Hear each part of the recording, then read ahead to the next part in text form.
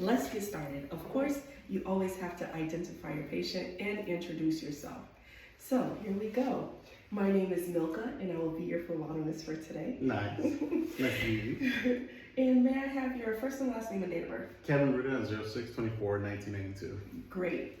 Now, I do have my requisition form with all of the doctor's information. Here's the signature here.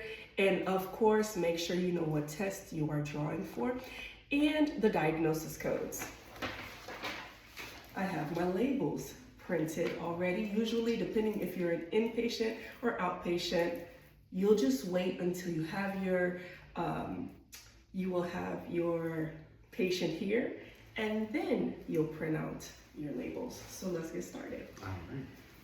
Questions that you should ask your patient always.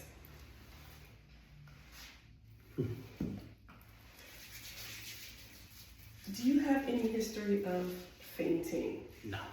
Okay, which arm do you prefer? Which arm? Yeah. Usually I'm dominant in this hand, so usually this hand, right? And let's see, what other questions can I ask you? You will ask your patient. What other questions can I ask? Are you on any medication, blood thinners? No. Alrighty, there we go. So we asked, are they on any medications, any history of fainting, and which arm do they prefer? And are you fasting? I'm not. Okay, fasting does depend on the type of test that you will draw. So today, my doctor has ordered a CBC, CMP, and a lipid. That tells me that I'll need one lavender and one SST. So, first thing that we do, we need to look for the vein. I like to use 2 tourniquets, but you can always use 1. And this is just me. I like to put 1 glove on and the other one I do not. But originally, you can put 2 gloves on.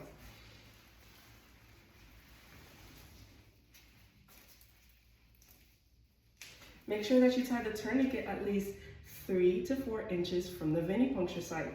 Your venipuncture site is also called your antecubital fossa. Ask your patient to make a fist for you. Don't pump, just hold it. Remember, pumping can cause hemoconcentration.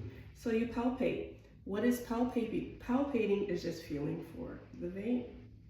So I feel something right in this area here. It's very bouncy. There is no pulse. Good. So it's not an artery. I like it. So remove the tourniquet. Remember, your tourniquet cannot stay on no longer than 60 seconds a minute.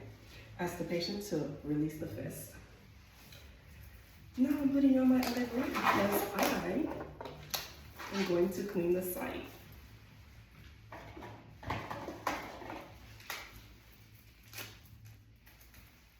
Start from the center, circular motion outwards.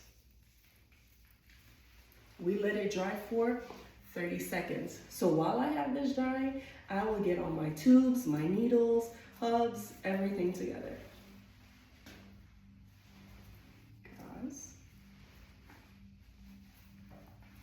I like to use Coband. My doctor ordered a CBC, my lab, my CMP and my lipid, SST.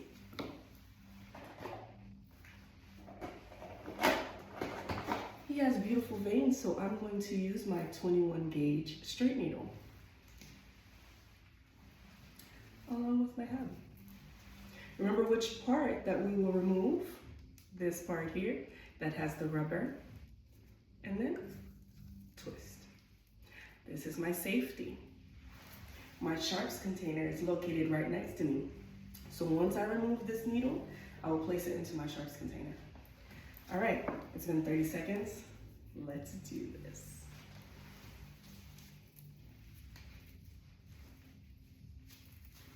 Ask your patient to make a fist and hold.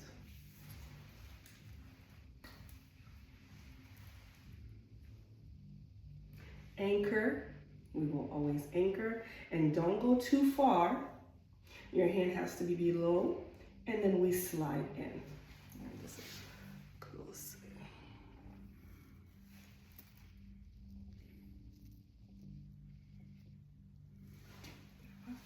Okay. 2, 3, and slide. So now I have, everything's supposed to be on my other side here. So I'm collecting for my SST. I've got blood. Here, ask your patient to open. And remember, this is gonna be quick. So here's my other one. Tourniquet, release. Fill my tube. Invert, 1, 2. We're not shaking, just invert. Here's my gauze. 1, 2, 3, remove and apply pressure. You activate the safety. Remember, your sharps container is located next to you. Discard and you apply pressure. At this time, you can ask your patient to apply pressure for you while you are inverting and applying your labels. Have the patient identify or verify for you. This is you. Yep. Okay. And you will place it just like that. 1.